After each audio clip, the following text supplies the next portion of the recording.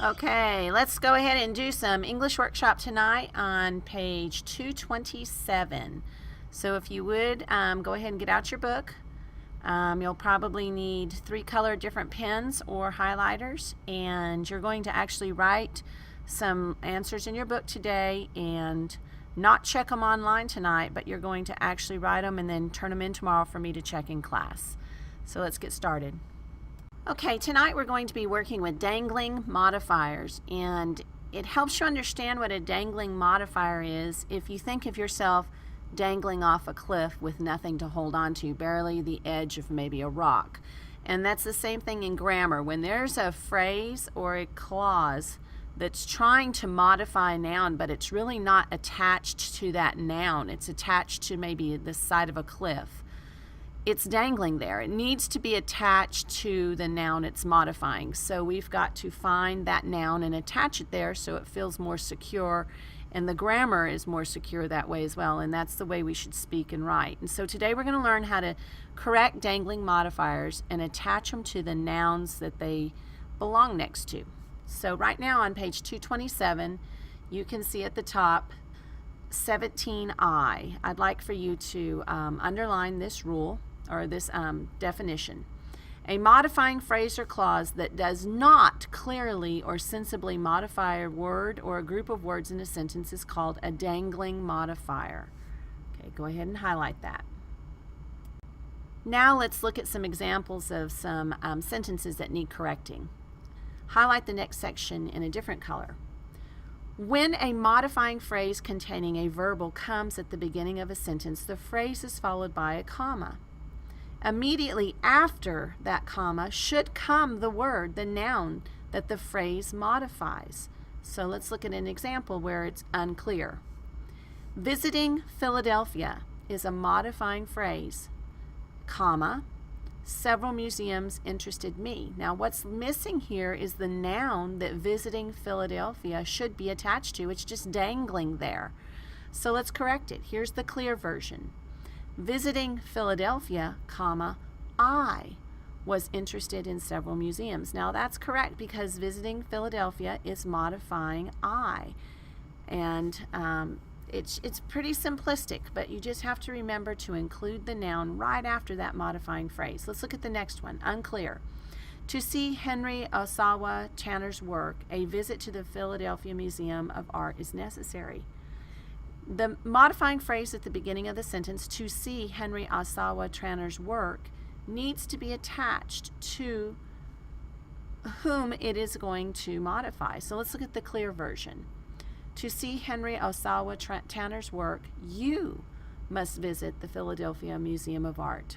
Okay, so that makes it very clear, and we're going to now practice a bit more. Probably don't have to remind you of this, but if I write question marks, or if I double underline something, or if I underline anything at all, I want you to do the same thing in your book.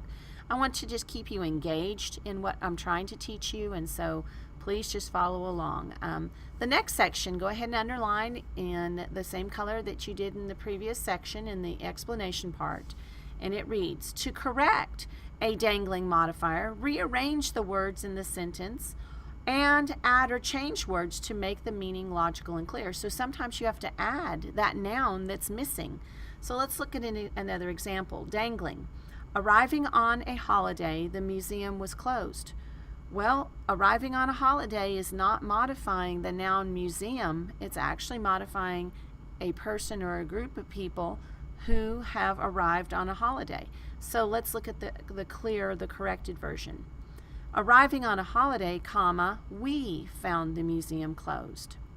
All right, so this is very simple. You just have to become more aware of it, and we're going to fix some sentences today, but there's one last rule. Bottom portion, a small note. A sentence may appear to have a dangling modifier when you, the understood, is the understood subject.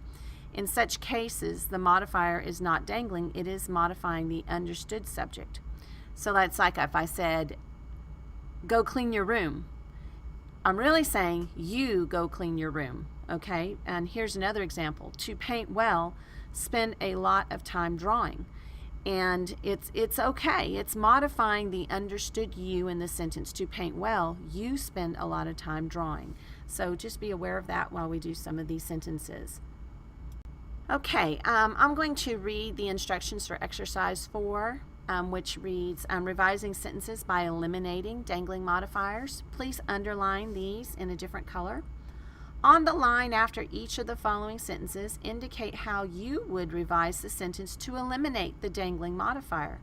As shown by the example, you need not write the whole sentence. So just add or rearrange the words that need to be rearranged and correct the sentence so that you do get rid of the dangling modifier by adding in the noun or rearranging the word so that the noun is closest to the modifying phrase at the beginning of the sentence.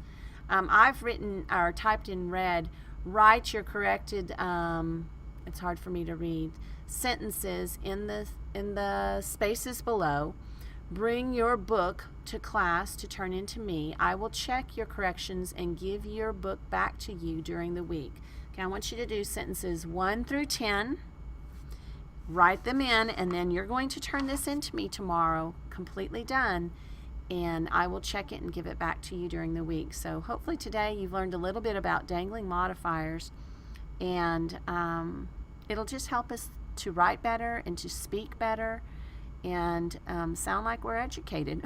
And so have a good evening, and this won't take too long, and I just want you to remember to put your book in your backpack so you can bring it to me in class tomorrow. Thank you. Have a really good night.